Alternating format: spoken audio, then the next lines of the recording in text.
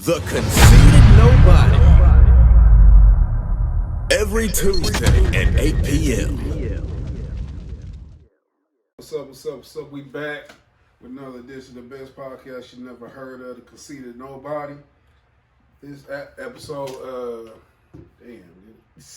episode, is that, it ain't over yet? Oh. I did drink some. Oh, it's cool. Yeah. Episode 109, we over here having discrepancies over who drank the water. The water's just sitting out here and stuff. We trying not to kiss the same person inadvertently. Hell no. This is episode 109, Conceited Knowbody. We back after a week hiatus. You already know this is Latour's, aka The Commodity, aka Mr. Fan of Facts. You already know how we always do it, man. We introduce our guests. After we introduce the regular cast, to my right, we got the man who make it all happen, Renaissance Juvie. He in this motherfucker. What's happening with you? Man, in the building. Man, made a lot of great connections. Man, just shot a show this past weekend. Shout out to TCK, man. You know, we had put on a show. What was what did we I don't know, man. We did a lot of cover different things. People have been reaching out, so man, you know, shit is putting in that work, making them connections, and he said it right there. But to his right, we got a special guest up in here to kick it with us. I should have had something elaborate, man. I had a speech in my head and shit, but I'm just gonna shoot it out here. We got R&B soul singer, Instagram crooner, live open mic hitting. Rob the voice up in here kicking with us. How you doing, man? I'm good, how you doing? Make sure you hit that mic. Make sure you up. Yeah, we're gonna have a fantastic show, man. We usually be kicking off with a plethora of topics. We're gonna touch up on a couple things before we do recap the show that Javar was just talking about, the Soul in the City event that we had a couple weeks ago at Icon Lounge. yes, sir. It was a fantastic show. First off, we can't do our power slander today. Power was on a hiatus that I wasn't. They did right. I They didn't. did right. Yeah, They no. did right. You fuck with Power, Rob? I do. You watch it? Are you a faithful viewer like us? I'm like a annual viewer. So you I'm- watch everything up to now? I watch a few scenes. I'm just saying that. That's about it. Are you educated enough in the show to give your critique on Lala's acting? Have you ever checked her out? I Lala, ain't one of the worst. really feeling it like that. From the episodes I did see, I wouldn't feeling Yeah, it. fucking with it, man. I mean, she cool and stuff, but the acting, I think she just leave that alone. She's not a good actress. Yeah, I'm gonna go ahead and lay that out there. It's my opinion. That shit terrible, man. It's subject to Like, opinion. And in my opinion, she's a terrible actress. I think they do that for the views. What you mean do what? People like to it's always got to be something else. Like I think it's like kind of comedy in a way. Nah, got her in there. she actually take herself serious. Do you think they take it serious too though? Like the cast and 50 Cent and all the people who wrote the shit. You know what I mean? Cause come on, man. I think that the people that's around her, been around other seasoned actors and actresses to see her inability to perform at a high level, but they like her as a person, so they just keep her going, but they had to kill her. They had to kill her character. She has been getting backlash for her lack of acting abilities, and she said that she's doing it for a reason. She said she's doing it. If you think you can do it, you get out there and do it. Oh, that's what she said? Yeah. She actually responded to it? Man, yeah, people sensitive about their art. But yeah, she responded to it. She's not high enough level to ignore her. You know what I'm saying? Because once you get to hearing it so much, like she hasn't achieved enough in her career, like she's still sensitive to the point that insignificant opinions still matter to her. Like me sitting around here and shit in Indianapolis. Talking about how terrible she is and shit. It shouldn't bother her, but she's not confident in her abilities, so it do bother her. Yeah. You can just hope that she gets some sort of. I'm just like, man, when you want to get out here and be on TV in front of everybody, like you want to do that, you want to be that type of person, man. It's crazy though, because it takes a lot of confidence to get out there and do that. It do. You know what I'm saying? Yeah, it do. That's why you gotta take that heat. Yeah, man. You hope, along with that heat, that she will also take some acting classes. Yeah. Power will be back next week. I'm gonna tell you though, if y'all get a chance to binge watch a show, you fuck with Netflix. That's almost Absolutely. a stupid question. Everybody mess with Netflix. Oh, yeah. We binge watched a show. I think it's the Haunting of the Hill House or some shit like that. Bro, I know what you're talking about. Girls tell me Is about it like a house or something they in? Hell yeah! I saw a few Serious? episodes of that. That show Is was it dope. serious? I never finished it though. No, Listen, I might watch that shit. I'll tell you like this. I've watched a lot of things on Netflix. This by far the best shit I've seen on Netflix. What? I think I know what you're talking This about. is the best shit I've seen For real? on That Netflix. shit hard like that? Yeah, 'cause my mom liked it and she real critical about stuff. I'm She like, checked- she she like liked it. Yeah. I'm It about must to really go be watch good. that. Listen, I'm about to watch that. I'm not a scary person. I'm not the type of person who believe in monsters. Yeah. But the way the setting, the scenes, the story, it's creepy. You sit there and watching this shit. Yeah. You keep looking over your shoulder and shit a couple times, make sure that shit ain't got. But just if you get a chance, I think it's The Haunting on Hill House, if I'm not mistaken. If you get a chance, check that out. It starts good and it ends good. You know what I'm saying? It's overall a good show. You get a chance, check that out. Tonight the NBA kicks off tonight.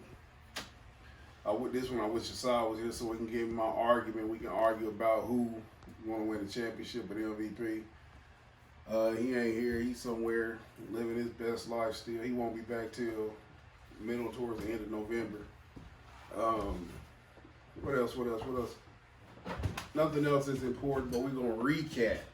Because we getting into the guests today. We're going to chop it up with Rod the Voice. But before we do that, we definitely going to recap the Soul in the City. Yes, sir. R&B show that we had, courtesy of the TCK podcast at the Icon Lounge.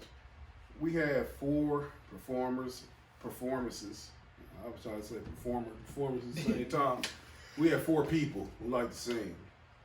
We had Allison Victoria and her Asian sidekick, the Asian Hawaiian. He's a guitar player. We had Jamal White. I got an issue with Jamal. I'm gonna talk about that later.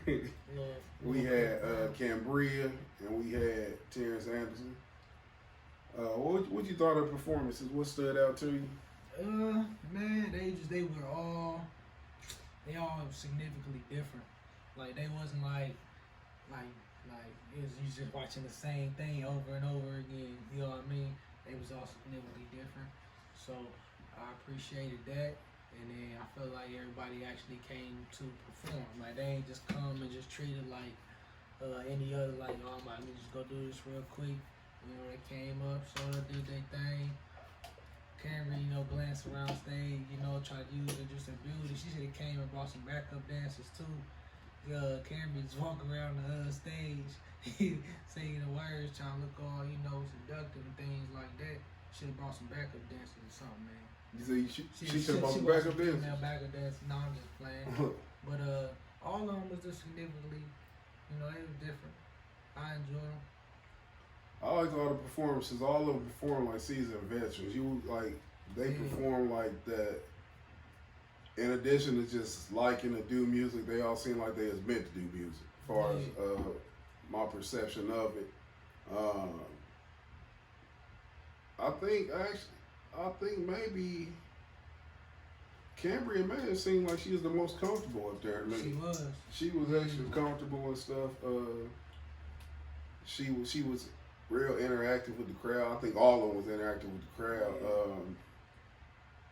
Their voice sound good. Only thing I didn't like the rapping part. I did not like that kind of was a little bit off of what we was doing. We was trying not to. She asked me in advance, so it wasn't a shock. But she just said somebody to go up with her. I didn't actually know he was gonna be out there rapping and shit. But it is what it is. I didn't enjoy the rapping part, but her performances outside that was nice. Allison Victoria, she amazing voice and stuff. She interacts good with the crowd. Terrence, he closed it out. he did pretty good. They all got memorable songs and stuff. Songs to sing out. Jamal, he ain't gonna be nothing nice. If Jamal get any kind of fucking recognition, Jamal gonna be that motherfucker where everybody say change. Yeah. Jamal is a good compliment away from saying fuck everybody, get out my face. Where's my tea? That motherfucker, he has a diva hidden inside of him that is ready to fucking jump out. Shout out to Jamal, Usher, Brown, that dancing motherfucker. Listen, I'm gonna tell you, the thing that stood out most. Oh man, I hope people don't take this as a diss, because I'm just being honest. But the little dark skinned nigga couldn't dance at all. I have no idea. That nigga danced a little bit better than me, huh? Is that the short one? Yeah.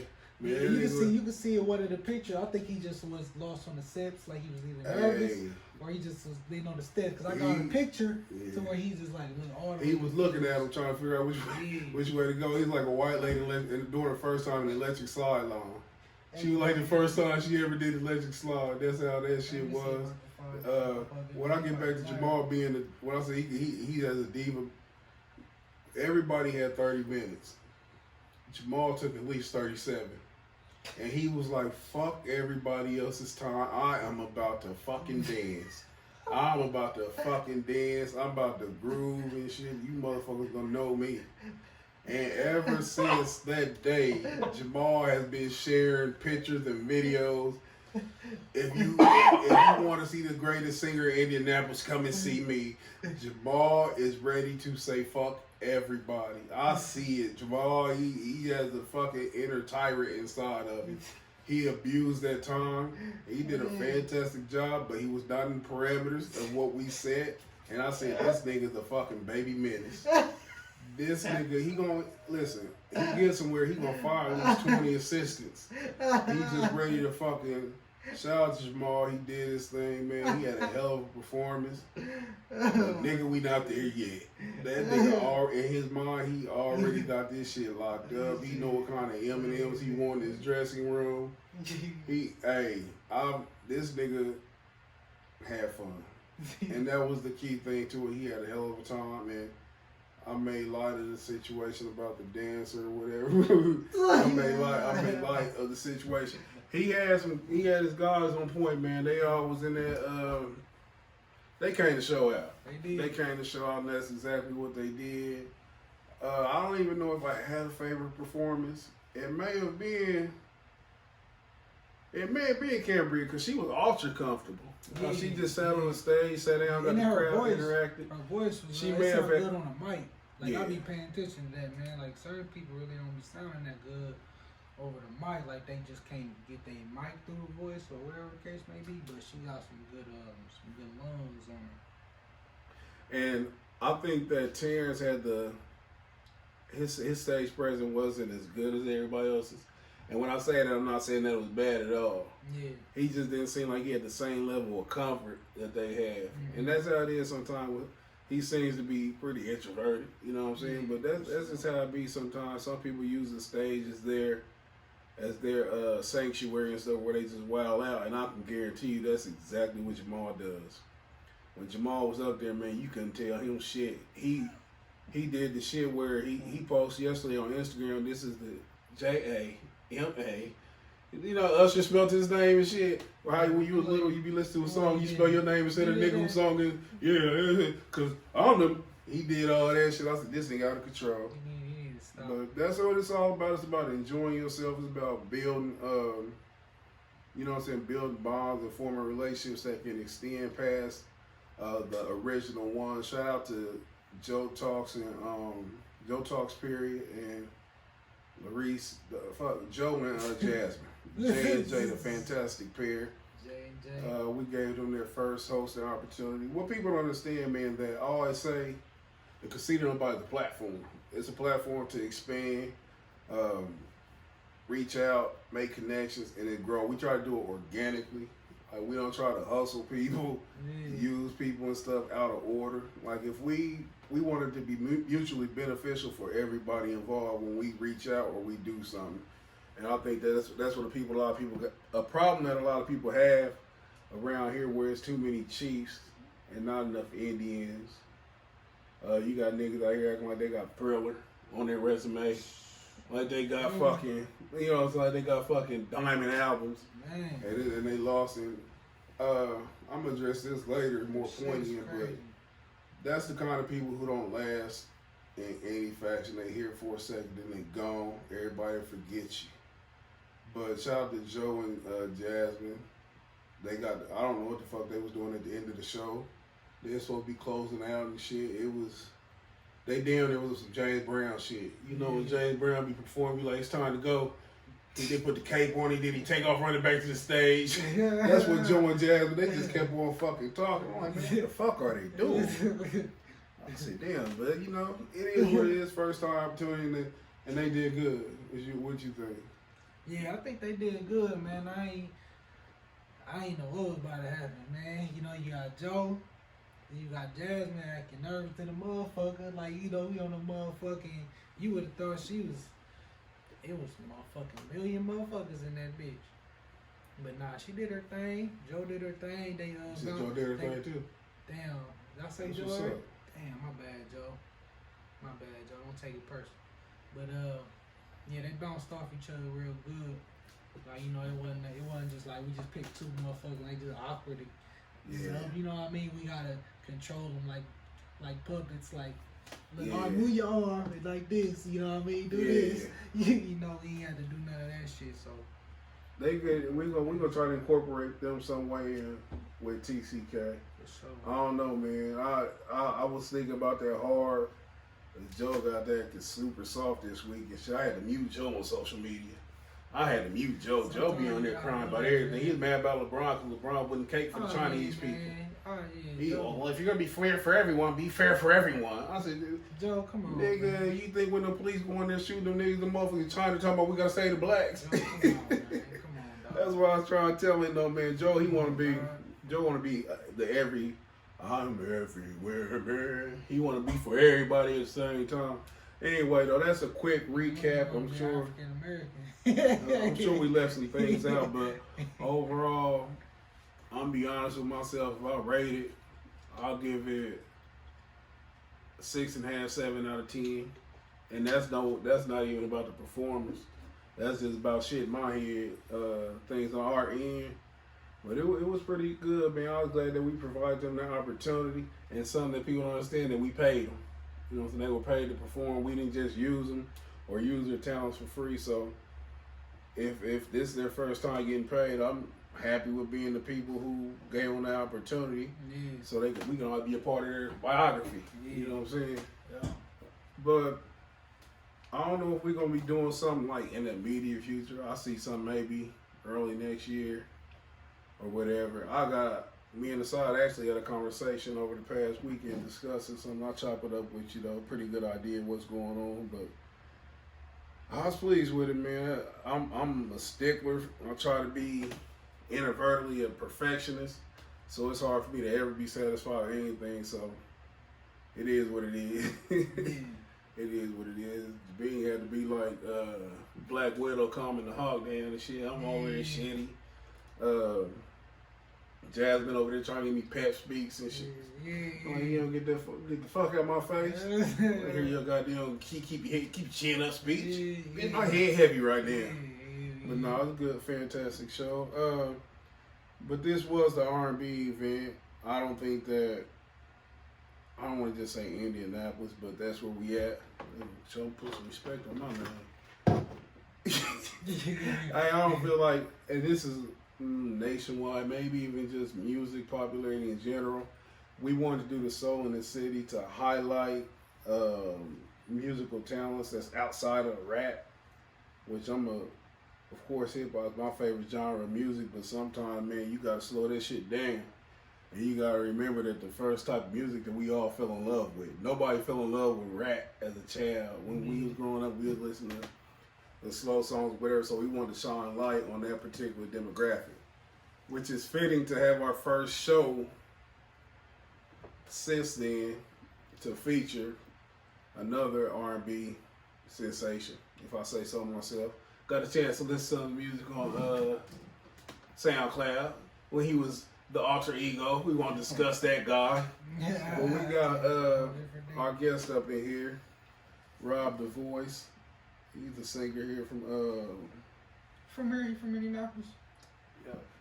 He from Born and Indianapolis. raised, what side of town? East side. East Sider? Yeah. So you ghetto. No. Okay. Nah. No, I'm just playing. Yeah, man. That's how they be. But I roll with the ghetto people, but I'm the. You was civilize them. Yeah, I was the quiet one. That's the one you gotta watch out for. But we got Rob up in here with us, man. Didn't I meet you at our 100th episode celebration? Did I meet you there, or was you? Where the fuck did I meet you at? Was it just social media? I think it was just social media. Was it? Okay. Well, when you in the midst of moving here, music, all black people look alike. Look alike. I seen about 4 Rob voices in that motherfucker. But no, it's a pleasure to have you on here, man.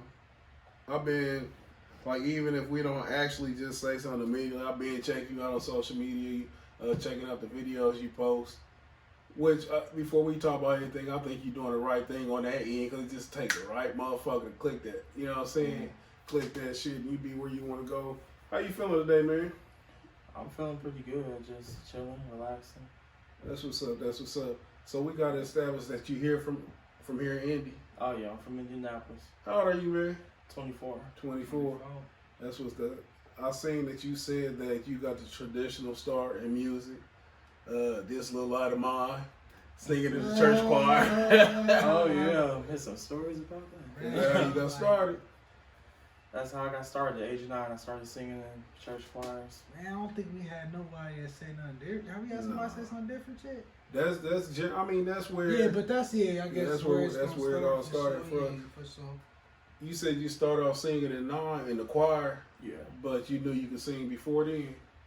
Nah, you know what's funny? I wanted to be a NASCAR driver. I wasn't even taking this What? seriously. You I was wanted little to be. though? You was little, okay. When I was little, I was like, man, I want to be understandable. like Tony Horde. I want to be a NASCAR driver. That's understandable. Wait a minute, that's not understandable I mean, at all. as a kid, you know, you I've never wanted to drive a car fast. I mean, Like, we know that Indianapolis is known for the Brickyard and the Indy 500. Did you have family who went down to those races? No, I ain't never go or nothing, man. Where I the just, fuck I did you just, get your influence? I just had it in my Like, imagination. I wanted to be a NASCAR driver. It was just like, man, I used to play with cars and stuff, and I'd be like, man. That's probably all this shit was, playing with the motherfucking race yeah. cars. I played all the Gran Turismo, the Need for Speeds, all that You stuff. had little race car tracks and shit like that. Oh yeah, Yeah, see, absolutely. That shit way more fun on TV than it was in person. It sure was. Race car tracks is the worst fucking goddamn toys in life. Because the thing is, you already know where it's going to end, so you looking at it like, dang, I thought this was going to be. I used to hear haunted stories and shit about race car tracks. My sister and older brother, they used to get beat with them motherfuckers. They used to get beat. This is how it was in the 70s. You could hit your kids with anything. You could beat them with anything you could pick up. See, I'm only child, so I had no choice but to be good. Wasn't no backups or nothing, you feel me? And I'm gonna tell you, I got an only child vibe from you, and I'm gonna tell you why a little bit later. When exactly? Because I imagine you was in the choir. Was you every Sunday, going to church type child? Every Sunday, every Wednesday, every Your Monday. mother was on the nurse's day or some shit, wasn't she? My mom was in the choir too. She deep into it. She was on the praise team, so Yeah. wasn't no playing games. She's on the praise team. Your mother sing real good too? Oh yeah. Okay. So at what point did you be like, man, you know what, I'm gonna give up this race car dream. This ain't for me, man. Did you have any like black role models and stuff, or who did you gravitate to in the race car game? Nobody. Yeah. No. I thought I was just gonna be out there by myself. Oh, man. I ain't never watched no NASCAR, nothing. I was just like, man, I'm just getting that car. I'm just gonna drive. Because the way I imagined it, I just pictured it being myself, like me owning the track, and it was my own show, and everybody came to see me. Just drive around that motherfucker? Yeah. And I just won awards just because I was the NASCAR driver. Yeah. I didn't even see myself competing with anybody. I was trying to prove myself out. Listen. I was 9 though. The spirit of Jamal is running rampant. Oh, I knew you was gonna say that, bro. I was sitting there like, dang, you sound like me. Yeah. Real shit though. So prior to getting in the choir, did you join or did your mother make you get into it? My mom made me get into it. The thing is, I didn't even like to sing. Like, my first little solo was Walking in Authority by Donnie McClurkin. I don't know if you know that song or not. But I did not like to sing. I would always put my head down. I'd be trying to sing real low because I was a soprano. So I'd be trying to sing real low and stuff like I didn't want to sing. And everybody be clapping and stuff. I'm like, dang, why are they clapping for me? So Did it make you nervous? I wasn't so much nervous, but I was just like, is this all I can do is sing? Was it? You have a solo? Wait. Solo. Let me back that up. Let me back that shit up. Wait a minute. You say this is all I can do? Like, what you want to do? Break dance in the choir and shit? Man, I wanted to be like, I just wanted to chill because I feel like I was just in the choir so much, and I was like, you feel like it was like fuck with your social life? Is that? Yeah. I feel it. Because everybody looked at me as like the choir boy, and I was like, It's a stigma. Because see, that's how I grew up in the church and stuff. And it's a softness people attached to that shit. So they look at you like you soft. Yeah. It's like if you know a nigga in class they can read without fucking up simple words and shit. This nigga over there reading all good. He's a bitch. You know what I'm saying? That's how they look at it. At school, I had to sneak and go to the chess club. Yeah. Like, I tell you, I make. Hey man, I'm going around the lobby and sell some crack. You and Mr. Watson class and shit playing chess. Yeah, I'll be them like, I forgot my backpack. We walked to the bus. I had to go back and get my books. I said, y'all, I didn't miss the bus. I'm at motherfucker after school learning how to play chess. So your mother gets you into the choir. Well, for people who don't understand, what is a soprano? it's one of the highest voices in the choir.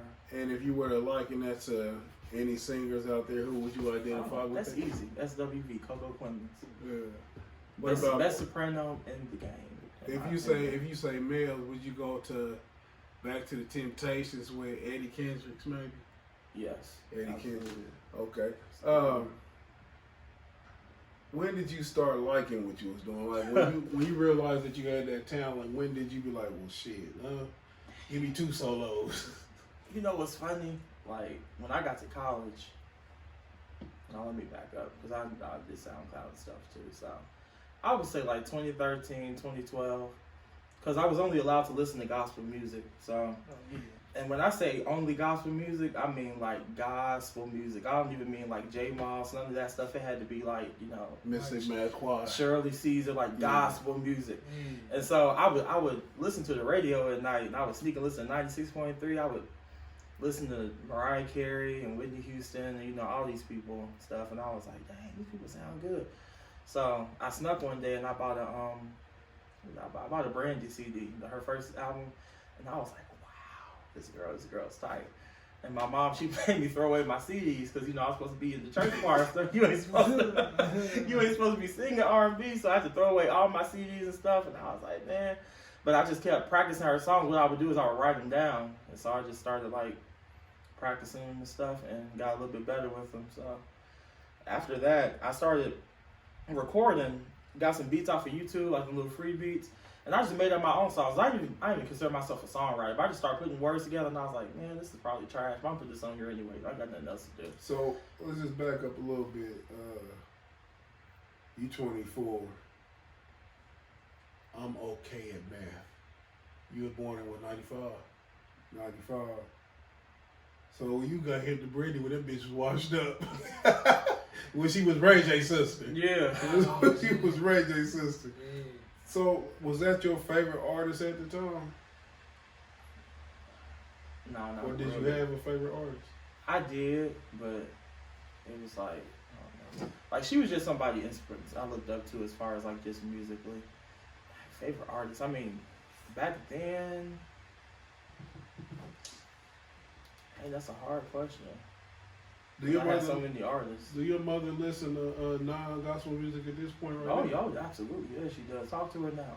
Okay. So, because I'm Talk sure to her like... now. It's a 360. But I can say I had something to do with that, though, too, because I just got to the point where I just kept listening to it. Then I started buying Mariah Carey and Whitney Houston stuff. And then she was like, oh, I remember this song. And Do you gravitate towards female artists? I do. Do you? And I have a reason for that. You said you have a reason. I do have a reason. What's that reason?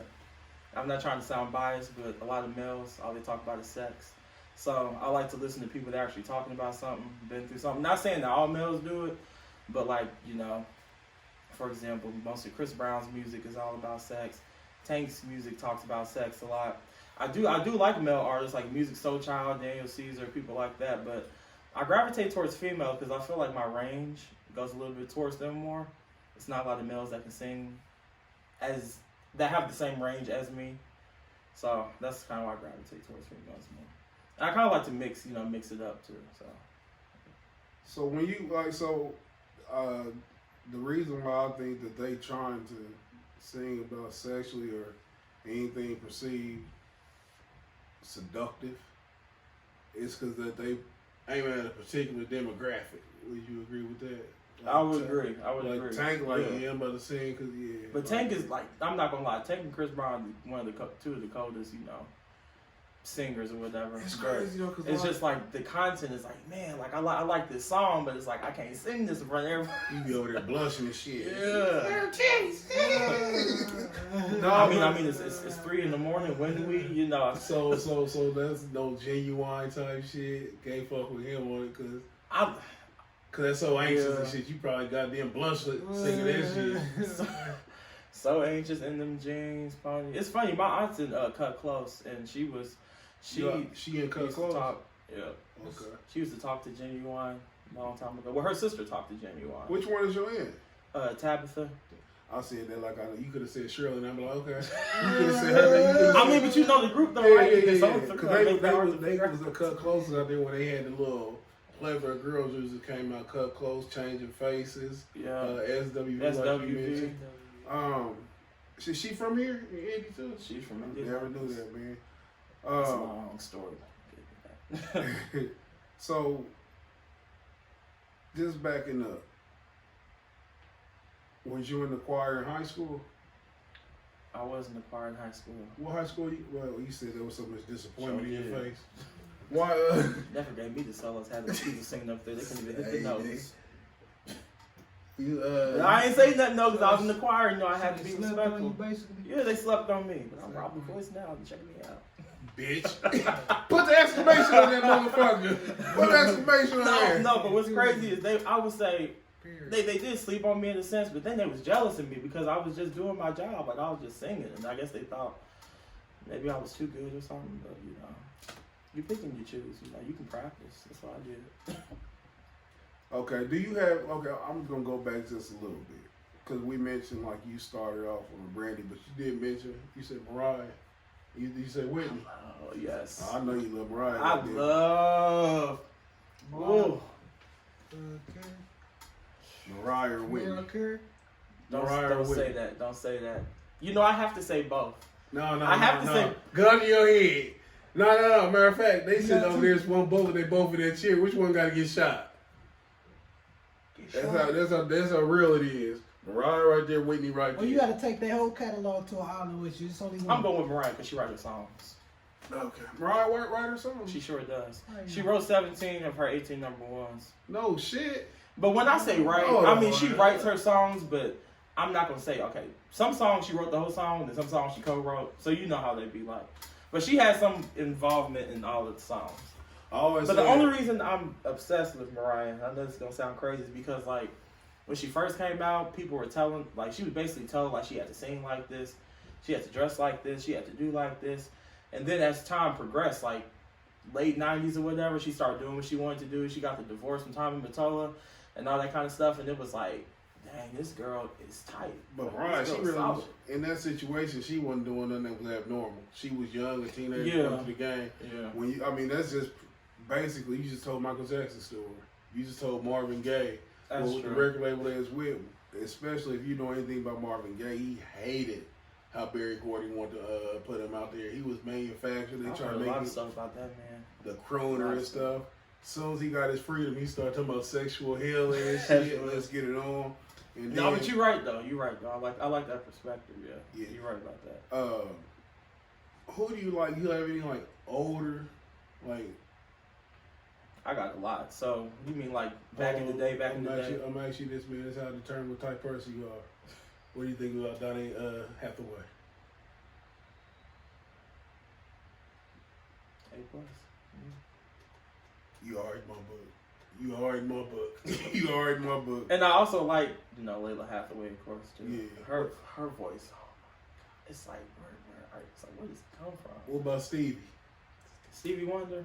Oh, that's my dude right Listen, there. man, listen. What's You up? kind of scared before fucking That's second. my dude right You there. scared before But second. I think he slept. I know that sounds silly. I guess he did have his time, but I feel like people would be like, I'm like, y'all know like some of this stuff came from Stevie Wonder, like the stuff y'all singing now. Like he's really dope. If you check out his catalog, that dude is dope. Catalog fucking So incredible. what is this? 7 keys of life or 8 keys In of the life? key of life. In the key of life. Look, I'm in the key of life. I did Song the Key of Life. I did one of them songs to cover, but he's Which he's one? tight. I don't remember. I see us in the park. I don't want to bore Sherry you with my Moore. troubles. Oh. No, not that one. Somebody did it. Dino Jones did a cover of it, I think. Yeah. Donnell Jones.